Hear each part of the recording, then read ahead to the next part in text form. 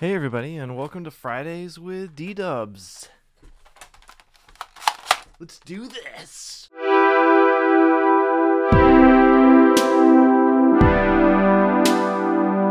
so, got this from Felix Comic Art. I traded some art for it. It's just a BB gun. But whenever we have exterminators, we've had a bit of a mice problem lately, they always ask if this is a real gun. So I should probably put some orange on the tip. Okay, so what is Friday with DDubs? It's basically just a way for me to connect with people, answer some questions in a little bit more of a vlog style way. I think I will definitely be doing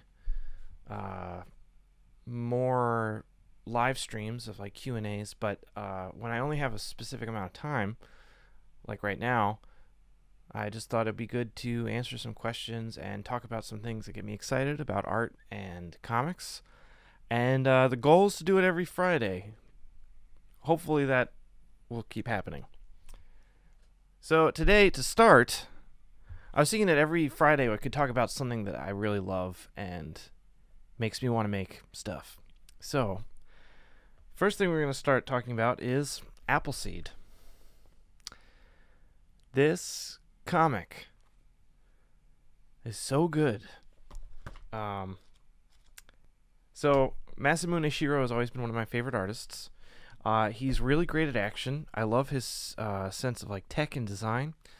You'll notice that as you look at his later work, which gets very digital, it's a little awkward. It's kind of Photoshop-y, which I don't love.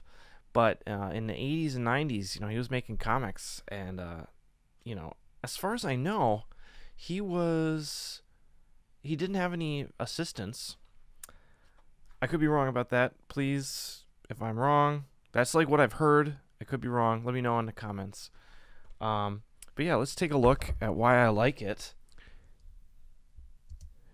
Okay, so first we've got this page by Shiro that has some really amazing action scenes on it. As you can tell, he's a huge influence on me. You can see the speed lines. And one thing that's really cool is the cars and the motorcycles are drawn so well, but it's also still dynamic. They feel like they have fluidity and organicness, for lack of a better word. So there's that mix of dynamics and clarity and like detail, which I think is really important when making any sort of comic. I have my daughter here with me, so she may say some stuff too as I'm doing this voiceover. Moving down here, you can actually see there's a little tiny bit of a tangent there, but not like I'm gonna critique Shiro's work in any way, shape, or form. But it's nice to know that we do not have to be perfect artists in order to be masters of our craft. And again, dynamics. Look how loose that road is, and then the detail of the city. It's amazing stuff. Another great panel. A little blurry. I love this panel, so I wanted to include it, but I could only find a blurry image. And just again, the clarity, the detail, but also things move so fast. A lot of that is the speed lines. Yeah. And it's the sense of place, too.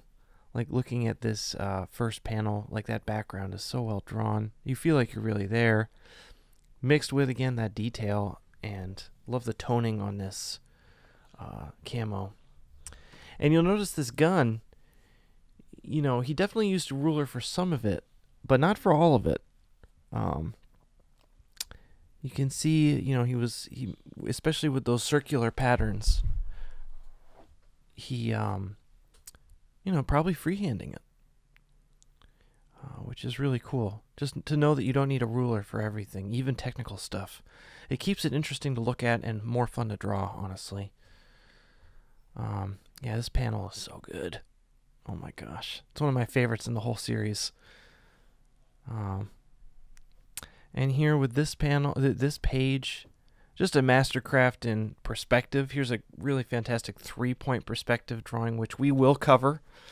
Um, just haven't had time yet, but it is coming. And this panel here, again, one of my favorites in the whole series. The way that your eye is led to Barrios, and notice the light. So dark, then light, then dark again, then light again. Oh my gosh. Then we have this knife, and just the way it's drawn, it's so intense. Like the guy who's tied up is definitely in for it.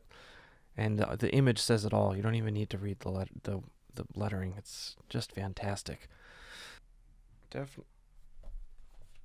If you can find this, they have them at, like, Amazon will have them used. Hopefully they're not too expensive. I haven't looked in a long time because I have all of them. I have multiple copies of all of them. And I lend out the ones that I lend out my doubles to my friends and stuff. So, let's see.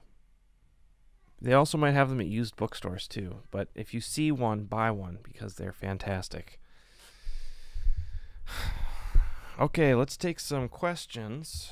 So we do have one question from Lucas, who asked this on the live stream of the Juggernaut tearing Wolverine apart yesterday.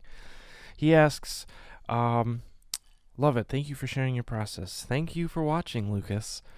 What are your thoughts on adding the screen tones / halftones in the coloring stage with digital brushes, for example, assuming one would do both the inking and the coloring?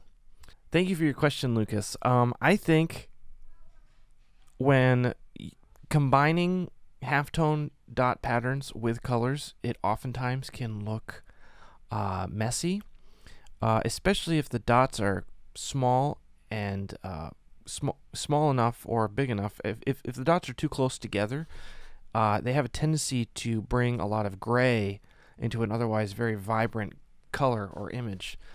So it's my tendency to avoid mixing them. One thing that I do like to see is halftone patterns that are of a color, not necessarily of just black. I think it's a really cool way to introduce texture and add a layer of intricacy into otherwise maybe just a flat splash of any color that's not, black or white. As well as white, I think white is a great addition, halftone pattern, to maybe try and maybe make something a little lighter. And I know the deleter tones do have white dots as well, which I'd love to experiment with at some point. But yeah, so it's my opinion that to avoid it. But I'm sure there are colorists out there that are way better at coloring than I am that would disagree with me. So take all of what I say with a grain of salt. If anybody has like any specific questions about the industry or about what kind of tools or anything like that, make sure to leave a comment down below my videos. And I can't get to every comment as much as I wish I could, and respond to each one, but I will do my best to respond to some of them in the Friday with DDubs, or DDub Friday with DDubs. These won't be long, maybe 10-15 minutes, but the goal is to say hello, show you I'm still here, have something that I'm excited about that I'd like to share with you, and then answer some questions. So until next Friday, we'll see ya. Hang in there.